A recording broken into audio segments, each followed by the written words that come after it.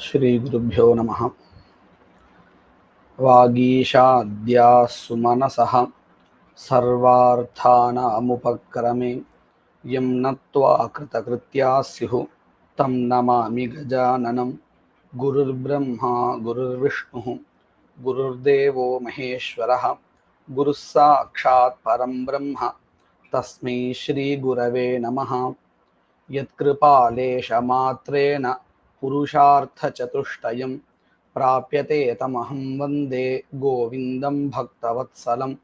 अनन्तगुणसम्पन्नम् अनन्तभजनप्रियम् अनन्तरूपिणं वन्दे गुरुमानन्दरूपिणम्।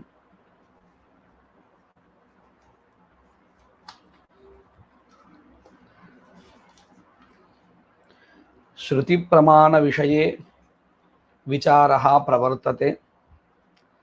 तत्र समान अभिधानश्रुत्या आख्यातोपात्तसंख्यायाः यागाङ्गत्वमुक्तम्। अमूर्तायाः तस्याः संख्यायाः कथं यागाङ्गत्वम् इति प्रश्नः उत्थापितः। तदानीम् उत्तरं किमुक्तं? कर्तृद्वारा तत्सम्भवति, संख्यायाः यागाङ्गत्वं धात्वर्थाङ्गत्वं सम्भवति इति उक्तम्। तदानीं कश्चन प्रश्नः उत्थितः, कर्ता कस्य अर्थः इति। तदानीं मीमांसकैः उक्तं कर्ता न शब्दार्थः, साक्षात् वाच्यार्थः नास्ति, किन्तु आक्षेपलभ्यः। आख्यातेन आर्थीभावना उच्यते, कृतिः तया कृत्या कर्ता आक्षिप्यते इति उक्तम्। तदानीं वैयाकरणैः पृष्टं, किमर्थम् आख्यातवाच्यत्वमेव कर्तुः नाङ्गीक्रियते इति प्रश्नः आरब्धः। कर्तुः आख्यातवाच्यत्व अनङ्गीकारे अथवा शब्दवाच्यत्व अनङ्गीकारे के दोषाः भवन्ति इति क्रमेण तैः वैयाकरणैः प्रतिपाद्यते। तत्र अन्ते अस्माभिः काचन युक्तिः दृष्टा। यदि कर्ता न वाच्यः स्यात् कथम् एकत्वं तेन अन्वियात्, न हि शाब्दम् अशाब्देन अन्वेति इति उक्तम्. நாம இப்போ என்ன விஷயத்தை பார்த்துட்டு இருக்கோம் இதுவரையில் அப்படின்னு கேட்டா, கடைசியா விநியோக ஸ்ருதி விஷயத்துல விசாரம் பண்ணிட்டு இருக்கோம். அதுலயும் விநியோக ஸ்ருதி ஆனது மூணு விதமா நாம சொன்னோம். ஒன்னு விபக்தி ஸ்ருதி, சமான அபிதான ஸ்ருதி, சமான பதஸ்ருதி, இப்படின்னு மூணு விதமா நாம ஸ்ருதியை சொன்னோம். அதுல ஆக்கியாத வாச்சியமா இருக்கக்கூடிய சங்கியாவானது சமான அபிதான ஸ்ருத்யா ஆர்த்திபாவனாங்கத்துவம் சங்கியாயாக அப்படின்னு சொன்னோம். அதே மாதிரி சமான பதஸ்ருத்யா ஆக்கியாதோபாத்த சங்கியாயாக தாத்வர்த்தாங்கத்துவம் அப்படின்னு சொன்னோம். அப்படி சொல்லும் பொழுது ஒரு கேள்வி வந்தது, அமூர்த்தமாக இருக்கக்கூடியதான சங்கியாவிற்கு எப்படி யாகாங்கத்துவம் சித்திக்கும்னு கேள்வி வந்தது. அப்போ மீமாம்சகால் என்ன சொன்னா அப்படின்னு கேட்டா, கர்த்திருத்வாரா சங்கியாயாக யாகாங்கத்துவம் சம்பவத்தின்னு பதில் சொன்னா. அதற்கு மேல ஒரு கேள்வி வந்தது, கர்த்தா அப்படிங்கிற இந்த அர்த்தா இருக்கே, இது எந்த சப்தத்தினுடைய வாச்சியார்த்தா அப்படின்னு கேள்வி வந்தது.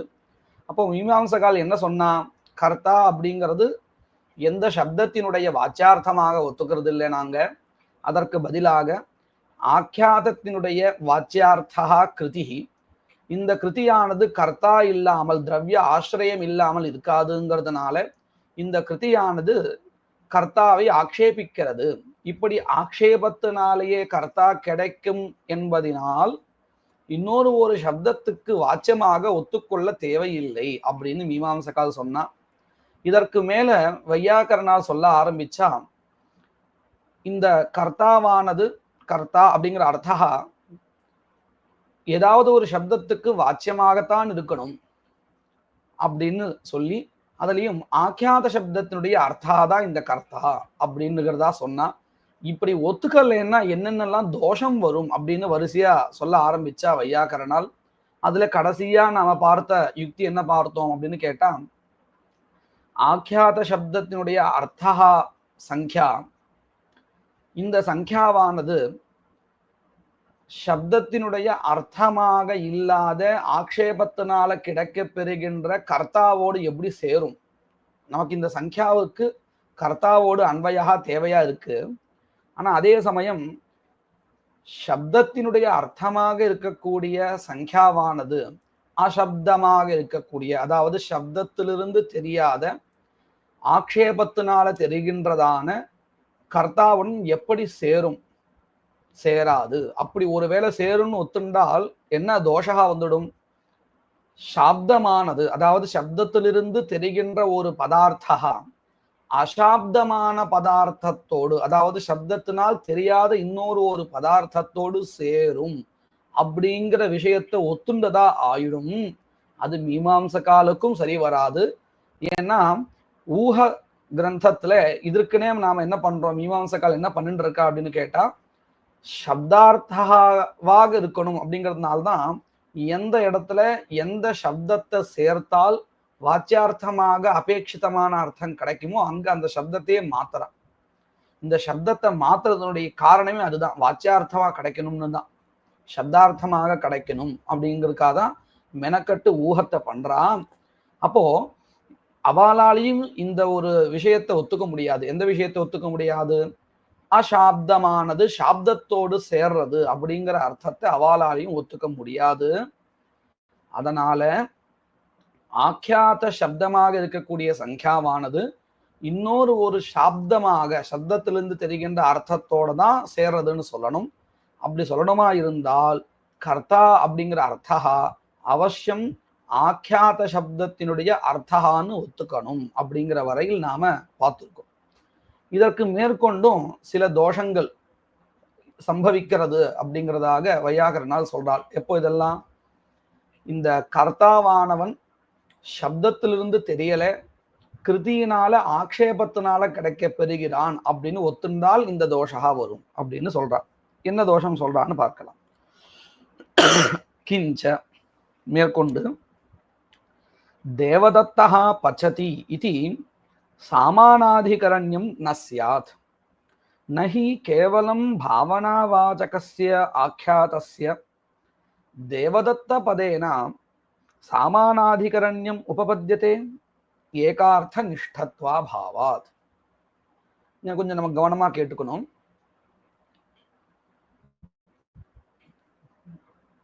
தேவதத்தா பச்சத்தின்னு வாக்கியம் உதாரணமா கொடுத்துருக்கா. இப்போ இந்த தேவதத்த பதம் யார சொல்றது? கர்த்தாவை சொல்றதா இல்ல கர்மாவை சொல்றதா, இப்படி வேற யார சொல்றதா இருக்கு?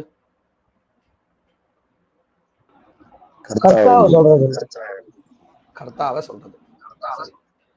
பச்சதி அப்படிங்கிற இடத்துல பச்சு தாத்துவானது எதை சொல்றது, எந்த அர்த்தத்தை சொல்றது? மீமாம்சகாலுடைய பிரகாரம் முதல்ல சொல்லுவோம், கிரியாவை சொல்றது. அதுக்கப்புறம் ஆக்கியாத பிரத்யா இருக்கு இல்லையா? ராகவன் அன்மியூட் பண்ணிட்டு பேசிட்டு உடனே மியூட் பண்ண வேண்டியதா இருக்கு, இல்லைன்னா எக்கோ வந்துட்டு இருக்கு. இந்த ஆக்கியாத பிரத்யத்தினால எந்த அர்த்தங்கள்லாம் தெரிய வர்றது மீமாம்சகாருடைய மத பிரகாரத்துல? தெரியறது, கிருதி தெரியறது, சங்கியா தெரியறது இல்லையா? கிருதி சங்கியா இந்த ரெண்டும் தெரியறது. அப்ப பாருங்க, தேவதத்த பதத்தினால கர்த்தா தெரியறான், பச்சுதாத்துவனால ஷரீர நிஷ்டா கிரியா வியாபாரா தெரியறது, ஆக்கியாத பிரத்யத்தினால கிருதி தெரியறது, சங்கியா தெரியறது, காலஹா தெரியறது. இப்படி தெரியறது இருக்கட்டும். இந்த பச்சத்தியில நாம பொதுவா இப்போ தேவதத்தான்னு எடுத்துட்டு வெறும் பச்சத்திங்கிறத பார்ப்போம். மீமாம்சகால் மதம் வேண்டாம், சாமான்யமா கேட்போம். இப்போ பச்சதி அப்படிங்கிற பதத்துக்கு அர்த்தம் என்ன அப்படின்னு கேட்டா நம்ம என்ன சொல்லுவோம்? சமைக்கிறான் அப்படின்னு சொல்லுவோம். சமைக்கிறான். ஒரு ஆண் அங்க சமைக்கிறான், அல்லது ஒரு கர்த்தாவை அந்த பதத்திலிருந்து நமக்கு தெரியறதுங்கிறது சொல்றோம் இல்லையா? பச்சத்தின்னு வெறும் பதத்தை பார்த்தாலே யாரோ ஒருத்தன் சமைக்கிறான், ஒரு கர்த்தா அங்க தெரியறது. அதனாலதான் தேவதத்த பதத்தினால எந்த அர்த்தா சொல்லப்படுறதோ, கர்த்தா அப்படிங்கிறது கிருத்திமான் தெரியறதோ, அதே கிருத்திமான் தான் பச்சத்தில இருக்கக்கூடிய ஆக்கியாத பிரத்யத்தினாலையும் தெரியறது இல்லையா? இப்படித்தானே நம்ம சாமானியமா இப்ப கேட்ட உடனே அதுதான் பதில் சொல்றோம். அப்ப என்ன தெரியறது இதனால? பச்சதிங்கிற பதத்தினாலையும் தேவதத்தகாங்கிற பதத்தினாலையும் ரெண்டுத்தினாலையும் கர்த்தாங்கிற ஒரு அர்த்தா தெரிய வர்றது இல்லையா? ரெண்டும் ஒரு விஷயத்த சொல்றது, கர்த்தாவை குறிப்பிடுறது அப்படின்னு நமக்கு தெரிகிறதா இல்லையா? இதே விஷயத்த நம்ம மீமாம்சகாருடைய மதத்தை வச்சுன்னு பார்க்கலாம். இப்போ அந்த மதத்தை வச்சுட்டு பார்த்தால் இங்க தேவதத்த பதத்தினால கர்த்தா தெரியறான். அதுக்கப்புறம் பச்சதிங்கிற இடத்துல எங்கேயாவது கர்த்தாவை சொல்றதுக்கு உண்டான பதம் இருக்கோ?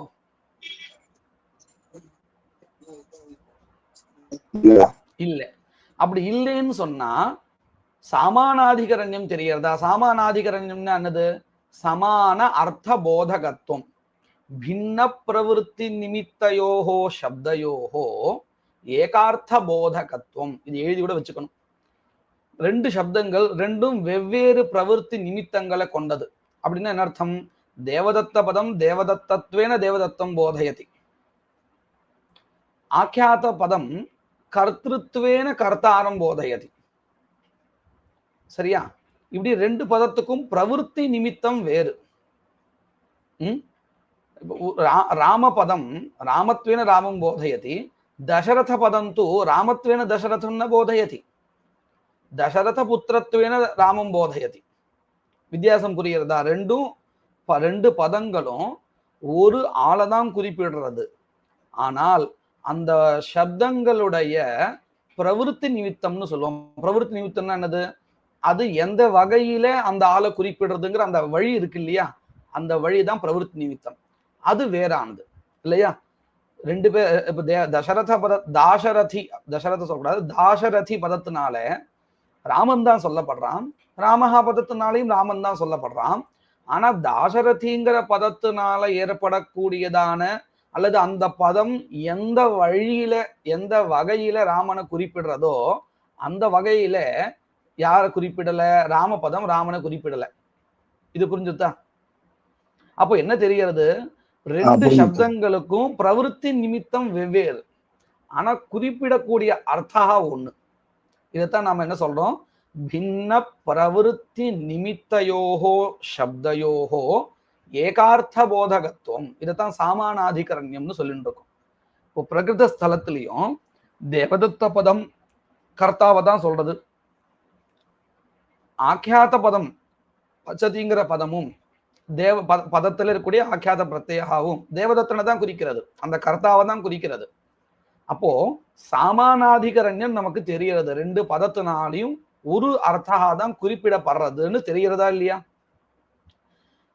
இது எப்போ தெரியும் அப்படின்னு கேட்டா, இது எப்போ தெரியும்? வையாகரனால் சொல்றபடி ஆக்கியாத பதத்துக்கு கர்த்தா வாச்சியார்த்தான்னு சொன்னா இந்த சாமானாதிகரண்யம் தெரியும். மீமாம்சகால் மதத்துல இருந்துட்டு பார்த்தோம்னா ஆக்கியாத பதத்தினுடைய வாச்சியார்த்தா இல்லையே கர்த்தா, ஆக்கியாத பதார்த்தத்தினுடைய அர்த்தா, ஆக்கியாத பதத்தினுடைய அர்த்தா இது கிருதி. அப்போ மீமாம்சகால் மத பதத்துல அதாவது ஆக்கியாத சப்தஸ்ய அர்த்தா கர்த்தா நாஸ்தி அப்படின்னு சொல்ற மதத்துல இருந்துட்டு சொன்னால் சாமானாதிகரண்யம் கிடைக்காது. இது நல்லா புரிஞ்சிருக்கா? அதுதான் இங்க சொல்லி கொடுக்குற பாருங்க. பச்சதி இதி சாமானாதிகரண்யம் ந ஸ்யாத் கதா ஆக்கியாத பிரத்யயஸ்ய வாச்யார்த்தः கர்த்தா யதி ந ஸ்யாத் ததானீம் நஹி கேவலம் பாவனாவாச்சகஸ்ய ஆக்கியாதஸ்ய தேவதத்த பதேன சாமானாதிகரண்யம் உபபத்தியதே. பாருங்க இப்ப எப்படி இருக்கு மீமாம்சகால மதத்துல? தேவதத்த பதத்தினால தேவதத்தன் சொல்லப்படுறான், ஆக்கியாத பிரத்யத்தினால கிருதி சொல்லப்படுறது, கிருதிமான் சொல்லப்படல, கிருதி சொல்லப்படுறது. அப்போ ரெண்டு பதங்களினாலையும் வெவ்வேறு அர்த்தகா தான் சொல்லப்படுறது, சமானார்த்தகா சொல்லப்படவில்லை.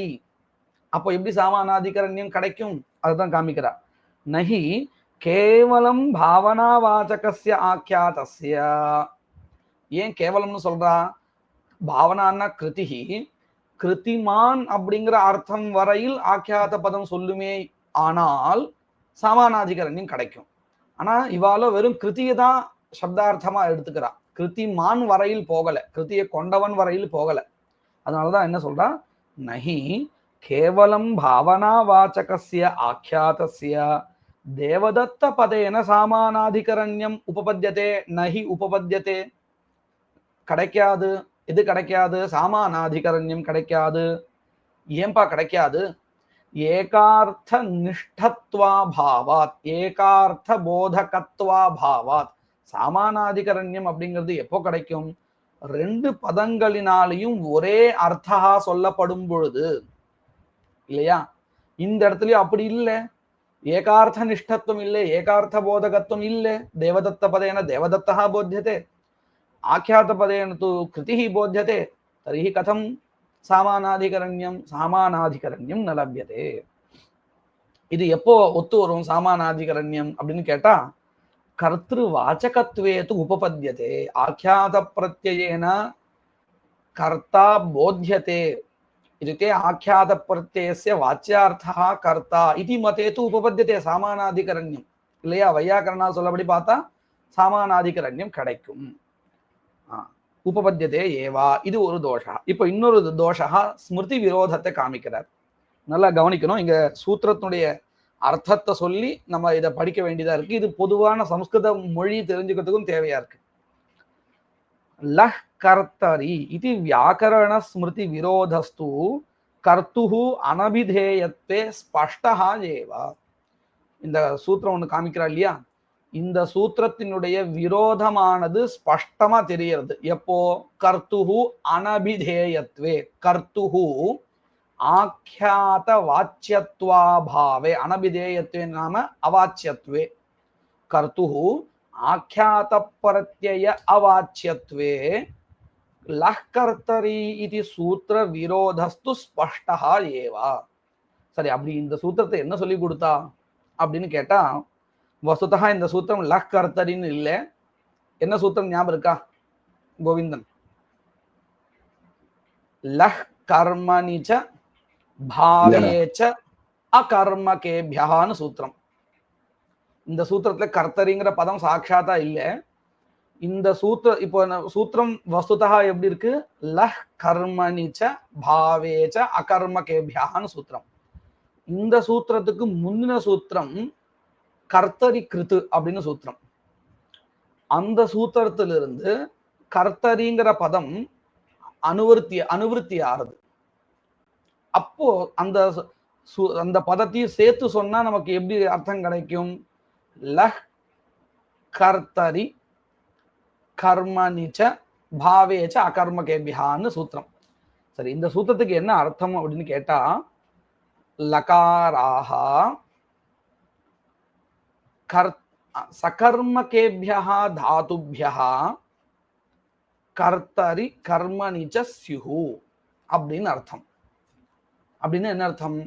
இந்த லகாரங்கள்லாம் இருக்கே, இது சகர்மக தாத்துகளுக்கு மேல வரும் பொழுது, அந்த தாத்துக்கள்ல சேரும் பொழுது கர்த்தரி பிரயோகே கர்மணி பிரயோகத்தை, கர்த்தரி பிரயோகத்திலையும் கர்மணி பிரயோகத்திலையும் வரும் அப்படிங்கிறது இந்த சூத்திரத்துடைய அர்த்தம். இந்த சகர்மக தாத்து அகர்மக தாத்துன்னா என்னது? இதுல சாஸ்திரத்துல பலவிதமா இதை நிரூபணம் பண்ணியிருக்கா. நாம புரிஞ்சுக்கிறதுக்காக இப்போ இப்படி வச்சுக்கலாம். எந்த தாத்துவை கேட்கும் பொழுது நமக்கு கர்மாகாங்ஷா அப்படிங்கிறது ஏற்படுறதோ அது சகர்மகம்னு வச்சுப்போம். எந்த தாத்து கேட்கும் பொழுது நமக்கு அந்த கர்மாகாங்ஷா ஏற்படலையோ அது அகர்மக தாத்துக்கள். இப்போ உதாரணத்துக்கு படதி அப்படின்னு நம்ம கேட்கிறோம் இல்லையா? படத்தின்னு சொல்றோம். சொன்ன உடனே நம்மளால எதை படிக்கிறான் அப்படின்னு த்விதீயா விபக்தியந்தமான ஒரு கேள்வி கர்மாகாங்ஷாவானது அங்க ஏற்படுறதா இல்லையா? அப்படி ஏற்பட்டால் இந்த தாத்து சகர்மக தாத்து. சரியா? இதே நான் இப்படி சொல்றேன், பததி பததி விழுகிறான். இப்போ இந்த பதத்திங்கிற தாத்துவை கேட்டதுக்கு அப்புறம் உங்களுக்கு கர்மாகாங்ஷா வருமா வராதா? எதை விழுகிறான்னு நம்ம கேட்க மாட்டோம், எங்கு விழுகிறான்னு வேணா கேட்போம். எதை ஐ த்விதீயாபக்தி அந்தமான ஒரு கேள்வி, த்விதீயாபக்தி அந்தம்னா ஒரு புரிதலுக்காக சொல்றேன்.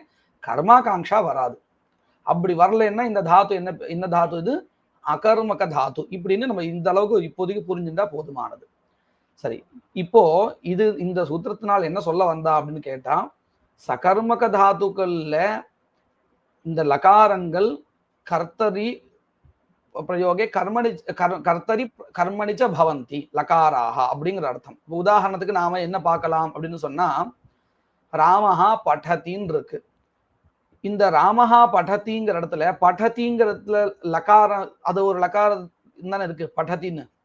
இந்த லகாரத்துல இருக்கக்கூடிய ஆக்கியாத பிரத்யமானது இந்த லகாரமானது எந்த கர்த்தாவை சொல்றதா கர்மாவை சொல்றதா?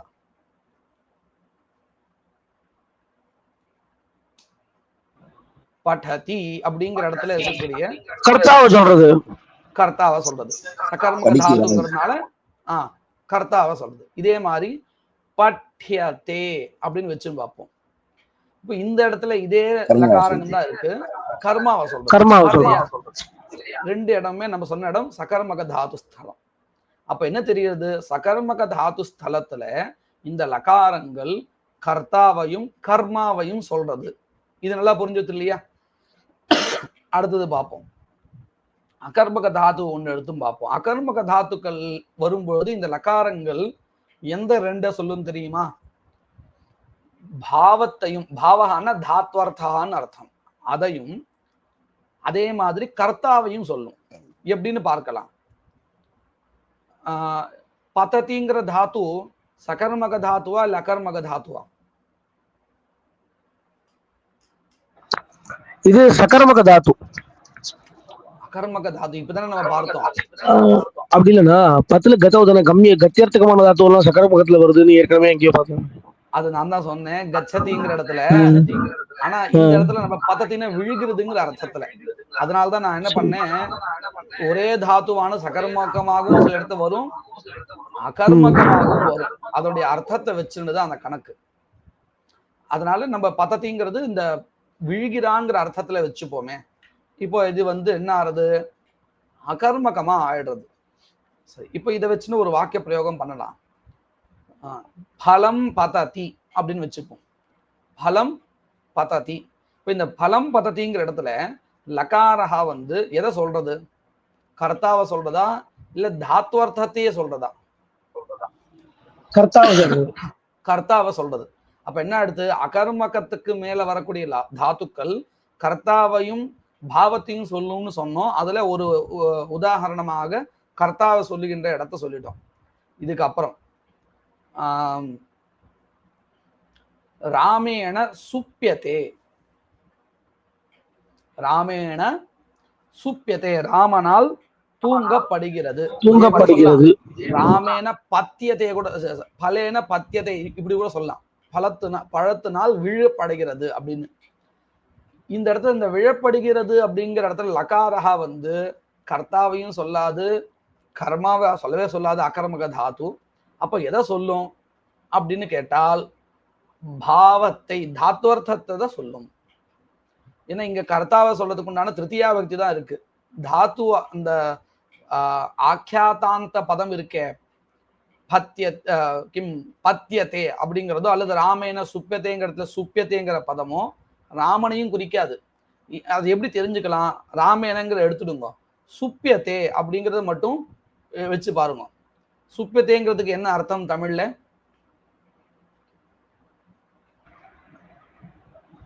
தூங்கப்படுகிறது. தூங்கப்படுகிறது. அது ஆளை குறிக்கல, கர்த்தாவை குறிக்கவே இல்லை இல்லையா? ஸ்வபிதி அப்படின்னு சொன்னா நம்ம என்ன அர்த்தம் சொல்லுவோம்? தூங்குகிறான் அப்படின்னு ஒரு கர்த்தாவை அங்க சொல்லுவோம். தூங்குகிறான், தூங்குகிறாள், ஏதோ ஒண்ணு ஒரு கர்த்தாவை சொல்லுவோம். ஆனா சுப்பியத்தேன்னு சொன்னா தூங்கப்படுகிறது அப்படின்னு சொல்லுவேன் தவிர்த்து அந்த பதத்துல எங்கேயுமே கர்த்தா தெரியவே தெரியாது. அதனால நமக்கு என்ன தெரியுது, இந்த இந்த மாதிரியான இடத்துல கர்த்தா ந அர்த்தா. அப்ப எது அர்த்தா? தாத்வர்த்தா, பாவார்த்தான்னு சொல்லுவோம். பாவான்னா தாத்வர்த்தா, இதுதான் அர்த்தா அந்த லகாரத்துக்கு. அப்ப என்ன ஆறுது, அகர்மக தாத்துகளுக்கு மேல வரக்கூடிய லகாரங்கள் கர்த்தாவையும் பாவத்தையும் குறிக்கின்றன. இதுதான் இந்த சூத்திரம் நமக்கு சொல்லி கொடுக்கிறது. லகாராஹா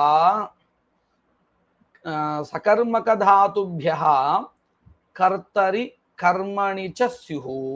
ஒரு விஷயம், லகாராஹா அகர்மகேபியா தாத்துபியா கர்த்திருவாச்சகாக பாவவாச்சகாக ஸ்யுஹு அப்படிங்கிறது இந்த சூத்திரத்தினுடைய அர்த்தா. நீங்க எழுதி கூட வச்சுக்கலாம். ஏன்னா இது பொதுவா எல்லா இடத்திலும் உபயோகப்படக்கூடியது. இந்த சாஸ்திரத்துக்குன்னு இல்லை, எல்லா இடத்துக்கும் உபயோகப்படக்கூடியது. இது எழுதி வச்சுட்டு அர்த்தத்தை நல்லா மனசுல வாங்கி வச்சுக்கணும். சரி, இப்ப சொன்ன இந்த அர்த்தமானது எந்த சூத்திரத்துடைய அர்த்தா? லஹ் கர்மணிச்ச பாவேச்ச அகர்மகேபியா அப்படிங்கிற சூத்திரத்தினுடைய அர்த்தா. இப்போ இந்த சூத்திரமானது என்ன சொல்லி கொடுத்தது? கர்த்திருவாச்சகா சிஹு கர்மவாச்சகா சிஹு இப்படின்னு பளிச்சுன்னு அர்த்தத்தை சொல்லி கொடுத்ததா இல்லையா? சூத்திர இந்த வியாக்கரண ஸ்மிருதின்னு சொல்லுவோம். ஸ்மிருதிங்கிறது பிரமாணம், ஸ்மிருதித்வேன பிரமாணம் வியாக்கரணம். இப்போ இது என்ன சொல்லி கொடுத்தது நமக்கு அப்படின்னு கேட்டா, லகாராக கர்த்திருவாச்சகான்னு சொல்லி கொடுத்ததா இல்லையா? அப்போ இந்த ஸ்மிருதி விரோதமானது வருது, சூத்திர விரோதம் வருது எப்போ? மீமாம்சகால் சொல்றபடி ஆக்கியாத பிரத்யத்தினுடைய அர்த்தா கிடையாது கர்த்தா அப்படின்னு சொல்லியாச்சுன்னா ஸ்மிருதி விரோதமானது வருது, வியாக்கரண ஸ்மிருதி விரோதம் வந்துடுறது இல்லையா? அதைத்தான் இங்க தோஷமா குறிப்பிடுறா பாருங்க. லஹ் கர்த்தரி இது வியாக்கரண ஸ்மிருதி விரோதஸ்து கர்த்துஹு அனபிதேயத்வே ஸ்பஷ்டா ஏவ. ஒரே வாக்கியத்துல முடிச்சுட்டார், ஆனா அதுக்கு இவ்வளவு அர்த்தம் இருக்கு. சரியா? இந்த அர்த்தத்தை நல்லா மனசை வாங்கிக்கணும். ஒரு தோஷா சொல்லியாச்சு. அடுத்தது இன்னொரு தோஷா, இதுவும் வியாக்கரணத்தை வச்சுட்டு தான். அனபிஹிதே அப்படின்னு ஒரு சூத்திரம், இது அதிகார சூத்திரம்னு சொல்லுவோம். அதாவது அனபிஹிதேன்னு மேல கொடுத்துட்டானா அதன் பிறகு வரக்கூடிய எல்லா சூத்திரங்களையும் அதை ஃபாலோ பண்ணி தான் சொல்லணும். அதாவது என்ன அர்த்தம் சொல்லிடுறேன், அப்ப இது புரியும்.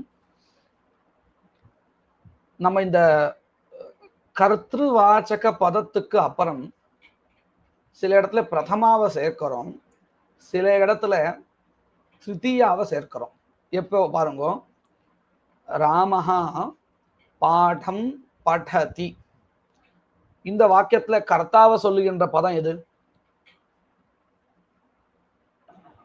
ராமஹா. ராம பதம் கர்த்தாவை சொல்லுகின்ற பதம். அந்த பதத்துக்கு அப்புறம் நம்ம பிரதமாவை சேர்க்கிறோம். சரியா? இது ஒரு வாக்கியம். ராமேண பாடஹ பட்யதே அப்படின்னு இன்னொரு ஒரு உதாரணம் வாக்கியம் எடுத்துப்போம். இந்த வாக்கியத்தை நாம என்ன பண்றோம், முதல்ல இந்த வாக்கியத்துல கர்த்தாவை சொல்லுகின்ற பதம் எது?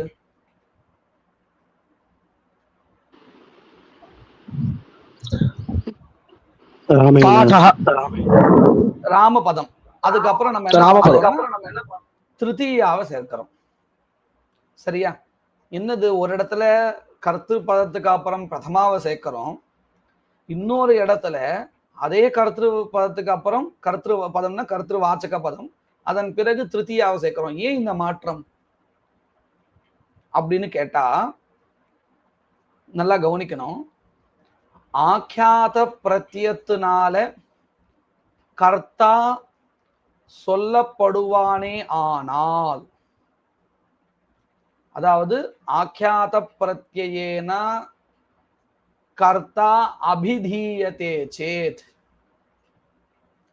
கர்த்திருவாச்சக பதோத்தரம் பிரதமா பவதி.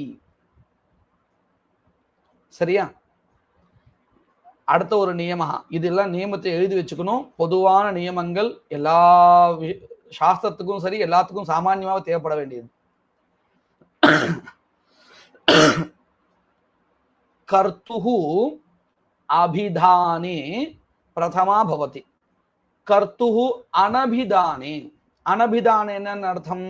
ஆக்கியாத பிரத்யத்தினால கர்த்தாவானவன் சொல்லப்படவில்லை என்றால் அப்போ கர்த்திரு வாச்சக பதோத்தரம் திருத்தீயா விபக்திர் பவதி. எப்படின்னு பாருங்க. முதல்ல ராமஹா பாடம் படதிங்கிற வாக்கியத்தை எடுத்துப்போம். இந்த படதிங்கிற ஆக்கியாத பதம் இருக்கே, ஆக்கியாதாந்தமா பதம் இருக்கே, அதுல இந்த ஆக்கியாத பிரத்யத்தினால கர்த்தா சொல்லப்படுறானா இல்லையா? அபிஹிதா அथवा அனபிஹிதா? என்ன பதில்? அபிஹிதா. அபிஹிதா. இப்படி அபிஹிதாவா இருந்தால் கர்த்திருவாச்சக பதோத்தரம் என்ன விபக்தி வரும்? பிரதமா. பிரதமா. அதனாலதான் இங்க ராமஹா அப்படின்னு சொல்லிட்டு இருக்கோம். சரியா? அடுத்தது பாருங்க. ராமேண பாடஹா பட்யதே அப்படின்னு உதாரண வாக்கியம். இப்ப இந்த பட்யதேல ஆக்கியாத பிரத்யா இருக்கே, இந்த ஆக்கியாத பிரத்யத்தினால கர்த்தா அபிதீயதே நவா? न अभिधीयते. तर्हि किम् अभिधीयते?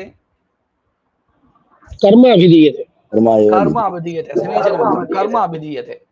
तर्हि कर्ता अनभिहितः इति कृत्वा कर्तृवाचक पदोत्तरं का विभक्तिः भवति? तृतीया विभक्तिः. तृतीया विभक्तिः भवति. பட்யதேங்கிற இடத்துல ஆக்கியாத பிரத்யத்தினால கர்த்தா சொல்லப்படவில்லை என்பதினால் கர்த்தாவை சொல்லுகின்ற ராமபதத்திற்கு பிறகு திருத்தீயா விபக்தி வந்துடும். அப்போ என்ன தெரிகிறது? அபிஹிதே கர்த்தரி பிரதமா, அனபிஹிதே கர்த்தரி திருத்தீயா. இது எழுதி வச்சுக்கணும். அபிஹிதே கர்த்தரி பிரதமா, அனபிஹிதே கர்த்தரி திருத்தீயா. ஒரு இது எடுத்தா ஒரு பேர், இது ஒரு பேர் நியமகால. அபிஹிதே கர்மணி என்ன வரும் விபக்தி? பிரதமா. அபிஹிதே கர்மணி பிரதமா விபக்தி. எப்படி? ராமேண ராமேண பாடஹ பட்யதே.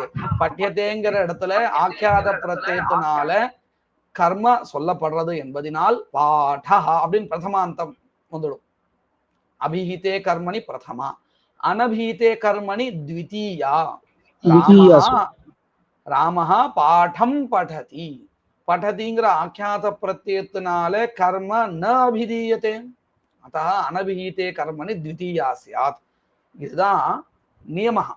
அதாவது சூத்திரத்தை மொத்தமா நம்ம ஆலோசிச்சு கடைசியில வரக்கூடிய நியமம். ஏன் நான் இது சொல்றேன் அப்படின்னு கேட்டா, இங்க அபிஹிதே பிரதமா அப்படின்னா சூத்திரம் இல்லை. சூத்திரம் என்ன என்ன இருக்கு தெரியுமா? அனபிஹிதே கர்த்தரி திருத்தீயா அப்படின்னு தான் இருக்கு. அனபிஹிதே கர்மணி த்விதீயா இதுதான் இருக்கு. அபிஹிதே கர்த்தரி பிரதமானோ, அபிஹிதே கர்மணி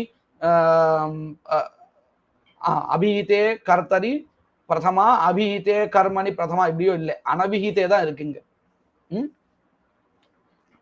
நாம இப்போ சொன்ன இந்த அபிஹிதே கர்த்தரி பிரதமா, அனபிஹிதே கர்த்தரி திருத்தீயா, அபிஹிதே கர்மணி பிரதமா, அனபிஹிதே கர்மணி த்விதீயா அப்படின்னு மொத்தமா சொன்னோமே, இந்த அர்த்தமானது சூத்திரங்களை எல்லாத்தையும் ஆலோசிச்சு அதுக்கப்புறம் வரக்கூடிய அர்த்தத்தை சொன்னோம். சூத்திரமே இப்படி இருக்கு அப்படிங்கிறது இல்லை. அது நல்லா மனசை வாங்கிக்கணும். ஏன்னா சூத்திரம் எப்படி இருக்கு? அனபிஹிதேன்னு அதிகார சூத்திரம், அதுக்கப்புறம் கர்த்திரு கரணயோ திருத்தீயான்னு தான் இருக்கு. அப்ப என்ன ஆகுது? அனபிஹிதே கர்த்தரி திருத்தீயா. சரியா? அனபிஹிதே கர்த்தரி அனபிஹிதே இதுதான் இருக்கு இல்லையா? கர்த்திரு கரணயோகோ அப்படின்னு இருக்கு. நமக்கு இங்க தேவை வந்து கர்த்திரு கர்த்தா. அனபிஹிதே கர்த்தரி திருத்தீயா. சரியா? கரணயோ திருத்தியான்னு இந்த கரணகாரகத்தையும் திருத்தியா பக்தி சொல்றதுக்காக அந்த அந்த அம்சம் வந்தது. நமக்கு தேவை இங்க அனபிஹிதே கர்த்தரி திருத்தீயா. இதுதான் நமக்கு தேவை. சரி, இப்போ இதை வச்சுட்டு இங்க சொல்ல போறா பாருங்க. இப்ப நமக்கு இந்த நியமம் நல்லா புரிஞ்சுது இல்லையா? அபிஹிதே கர்த்தரி என்ன விபக்தி வரணும்? பிரதமா. பிரதமா. அனபிஹிதே கர்த்தரி திருத்தீயா. இப்படி நமக்கு தேவை. இப்படி நியமமா இருக்கு. சரி, இதை வச்சுன்னு பாருங்க. இப்போ மீமாம்சகால் மதப்படி ஆக்கியாத பிரத்யத்தினால கர்த்தா ந அபிதீயத்தே. எப்போ நான் சொல்றது, ராமஹா பாடம் பட்டத்தின்னு இந்த வாக்கியத்தை எடுத்துப்போம். இந்த வாக்கியத்திலையும் படத்திங்கிற இடத்துல பட்டு தாத்துவினால பட்டனம் சொல்லப்படுறது. சரியா? ஆக்கியாத பிரத்யத்தினால கிருதி சொல்லப்படுறது, சங்கியா சொல்லப்படுறது, காலஹா சொல்லப்படுறது. ஆனா எது சொல்லப்படல? கர்த்தா சொல்லப்படல. அப்போ இந்த இடத்துல கர்த்தா அபிஹிதஹாவா அனபிஹிதஹாவா? அனபிஹிதஹ. அப்போ ராமஹா பாடம் படதி அப்படிங்கிற வாக்கியத்தை நாம வியாக்கரண ஸ்மிருதி இந்த அனபிகிதை இந்த சூத்திரங்கள்லாம் பார்த்து சம்ஸ்காரம் வந்ததுக்கு அப்புறம் நாம எப்படி சொல்ல வேண்டியதா இருக்கும்? இந்த ராமஹா பாடம் படதிங்கிறதுல கர்த்தா ந அபிஹிதா தரிஹி அனபிஹிதே கர்த்தரி கா விபக்திர் பவதி? அனபிஹிதே திருத்தியா விபக்தி. அப்போ வாக்கியம் எப்படி வரும்? ராமேன பாடம் படதி. ராமேன பாடம் படத்தின்னு பிரயோகா. பாடா கூட இல்ல, ராமேண பாடம் படதி இப்படின்னு பிரயோகம் வந்துடும். இது சரியா? அது ரொம்ப துஷ்ட பிரயோகா இல்லையா? நமக்கு பளிச்சுன்னு தெரிகிறது. இப்படி ஆயிடும். எப்போ? மீமாம்சகால் சொல்றபடி கர்த்தா ஆக்கியாத்தேன ந அபிதீயத்தை, ஆக்கியாத பிரத்யஸ்ய வாச்யார்த்தா நாஸ்தின்னு சொன்னால் இவ்வளவு பெரிய தோஷா வந்துடும். சரியா? இப்போ இது எப்படி அந்த தோஷா சொன்னான்னு புரிஞ்சுதா? இப்போ நான் அது பங்கியா வாசிக்கிறேன், நல்லா கவனிச்சுங்கோ. கிஞ்ச கர்த்துஹு அனபிதேயத்வே தேவதத்தேன பச்சதி இது பிரயோக பிரசங்கா, பிரயோக ஆபத்தி இப்படி வந்துடும். ஏன் அப்படி சொல்றேன்? திருத்தீயா விபக்தி கதா பவதி? அனபிஹிதயோஹோ கர்த்திருகரணயோஹோ விஹிதா. अनभिहित अधिकारे विहिता अस्ति तृतीया भक्ति।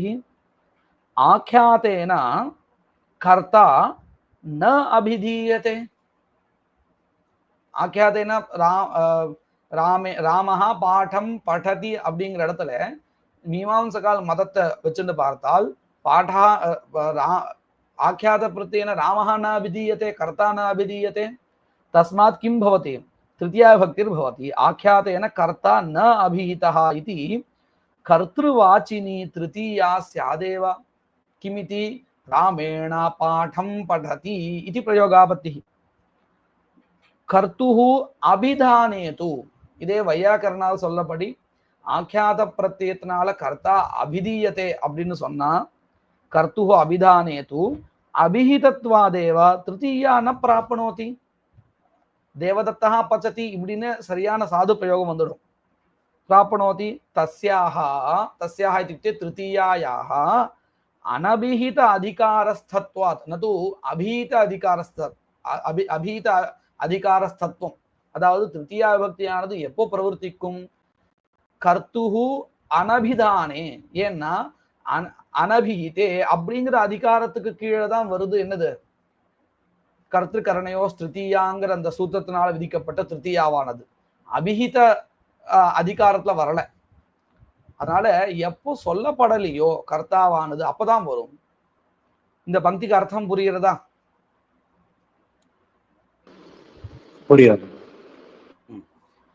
கர்த்துஹு அபிதானேது அபிஹிதத்வாதேவ திருத்தீயா ந பிராப்னோதி தஸ்யாஹ திருத்தீயாயாஹ அனபிஹித அதிகாரஸ்தத்வாத் தேவதத்தः பச்சதி இதி பிரதமா து பிராப்னோத்யேவ.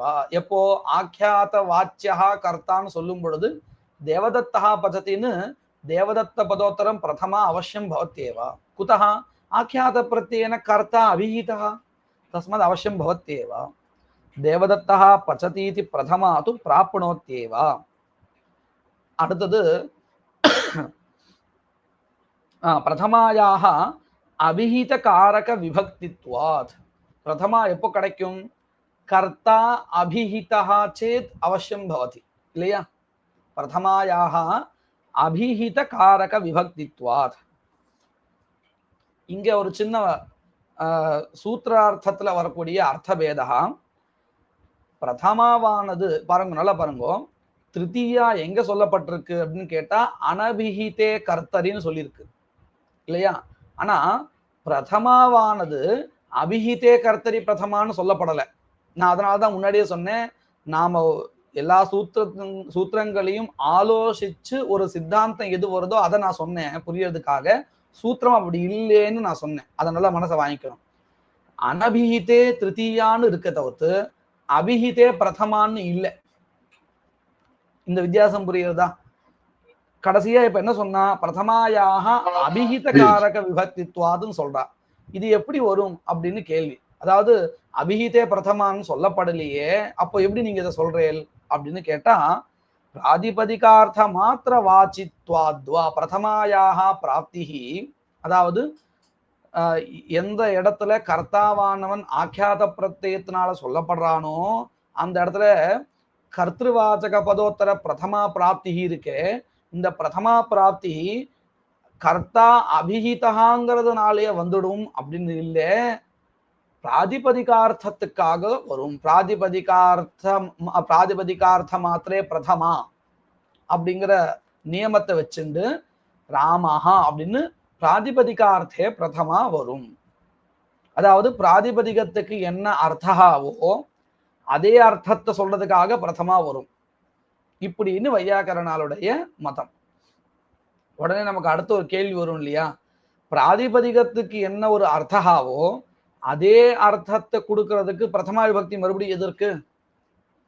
ஒரே அர்த்தத்தை சொல்றதுக்கு ரெண்டு பதங்கள் எதுக்கு அப்படின்னு ஒரு கேள்வி வரும் இல்லையா? உதாரணத்துக்கு அவளுடைய மதத்துலதான் சுப்திகந்தம் பதம்னு சொன்னதுனால பிராதிபதிக அபதம்னு பிரயோகிதான் இருக்கு. ஆமா ஆமா, ரொம்ப சரியான பதில். அதுவும் ஒரு பதில். இன்னொரு அம்சமும் இருக்கு, எப்படின்னு பார்க்கலாம்.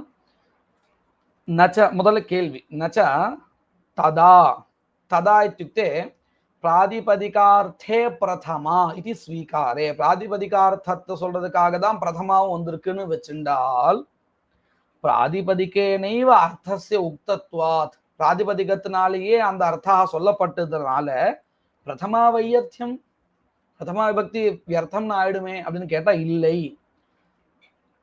இன்னும் அதிகப்படியான அர்த்தமும் சொல்றது. அதாவது பிரதமா விபக்தியானது பிராதிபதிகத்துக்கு என்ன அர்த்தாவோ அந்த அர்த்தத்தை சொல்றது, அதற்கு மேற்கொண்டும் சில அர்த்தத்தை சொல்றது. அந்த மேற்கொண்டு சில அர்த்தத்தை சொல்றத அது வேற எங்கிருந்து கிடைக்கும்?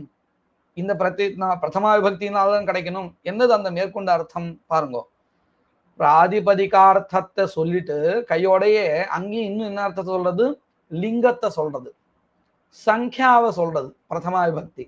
இப்ப பாருங்க, பிராதிபதிகார்த்தத்தை மாத்திரம் இந்த பிரதமா விபக்தி சொல்லுமே ஆனால் நீங்க சொல்லபடி வையர்த்தியம், ரெண்டு பதம் எதற்குன்னு சொல்லலாம். ஆனா அதோட நிற்கல, அதற்கு மேற்கொண்டு இருக்கக்கூடியதான சில அர்த்தத்தை சொல்றதே, அந்த அர்த்தம் எங்கிருந்து கிடைக்கும்? அதுதான் கேட்கிறா. பாருங்க, லிங்க சங்கியா பிரதிபத்தியர்த்தம் லிங்க சங்கியா போதனார்த்தம் இத்தியர்த்தா. புல்லிங்கம்னு சொல்றோம், ஏகத்துவத்தை சொல்றோம், ராமஹாங்கிறதுல ஏகத்துவம் அஸ்தி. இந்த ஏகத்துவம் புல்லிங்கம் பும்ஸ்துவம் எங்கிருந்து தெரிகிறது? அந்த பிரத்யத்தினால்தான் தெரிகிறது, பிரதமா விபக்தியினால்தான் தெரிகிறது. அது அதிகப்படியா சொல்லி கொடுக்கறதா இல்லையா? அப்ப எப்படி வையர்த்தியம் சொல்ல முடியும்? தஸ்யாக ஆவசியகத்வாத், தஸ்யாக இत्युक्ते பிரதமாயாக ஆவசியகத்வாத்.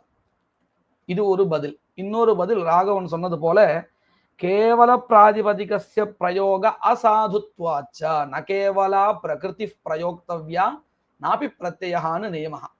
கேவல பிரகிருதியும் சொல்லக்கூடாது, கேவல பிரத்யத்தையும் சொல்லக்கூடாது, ரெண்டும் சேர்த்து தான் சொன்னாதான் அது பதம். சுப்திங்கந்தம் பதம் சுமந்தம் திங்கந்தம் வா பதசம்யம் சியாத், இப்படின்னு தானே சொல்லி கொடுக்குறா வையாக்கரனால். அப்போ என்ன தெரிகிறது? கேவல பிரகிருதியும் சொல்லக்கூடாது, ராம சொன்னாலும் அது வியர்த்தம், சாது இல்லை, அசாது. ந கேவலா பிரத்யா சு அப்படின்னு சொன்னா ந கேவலா பிரத்யா அப்படி வக்தவியா, ரெண்டும் சேர்த்தான் சொல்லணும். சொன்னால ராமஹா சொல்லும் பொழுது அந்த பதம் சாது ஆறது. அதுக்காகவாது நீ அந்த பிரதமா விபக்தியை சொல்லிதான் ஆகணும். கேவல பிராதிபதிகஸ்ய பிரயோக அசாதுத்வாச்ச ததச்ச யதி கர்த்தா न वाच्यः स्यात् कर्ता यदि आख्यात प्रत्ययवाच्यः न स्यात् तर्हि प्रयोगः कीदृशः भवति देवदत्तः पचति इति न भवति देवदत्तेन पचति कुतः पचति इत्यत्र आख्यातेन कर्ता न अभिहितः अनभिहिते कर्तरि तृतीया स्यात् इति कृत्वा देवदत्तेन पचति इति प्रयोग आपत्तिः स्यात् तस्मात् अवश्यं किं वक्तव्यम् आख्यातवाच्यः कर्ता इति सिद्धम् इति पूर्वपक्षसंक्षेपः एतावत्पर्यन्तं वैयाकरणानां मतं तदेव मतम् अत्र पूर्वपक्षः पूर्वपक्षस्य केवलं संक्षेपः उक्तः इतः परम् अत्राहुः इत्यारभ्य मीमांसकानां मतं सिद्धान्तः उच्यते श्वः पश्यामः मङ्गलश्लोकः यत्कृपालेशमात्रेण पुरुषार्थचतुष्टयं प्राप्यते तमहं वन्दे गोविन्दं भक्तवत्सलम् अनन्तगुणसम्पन्नम् अनन्तभजनप्रियम् अनन्तरूपिणं वन्दे गुरुमानन्दरूपिणम्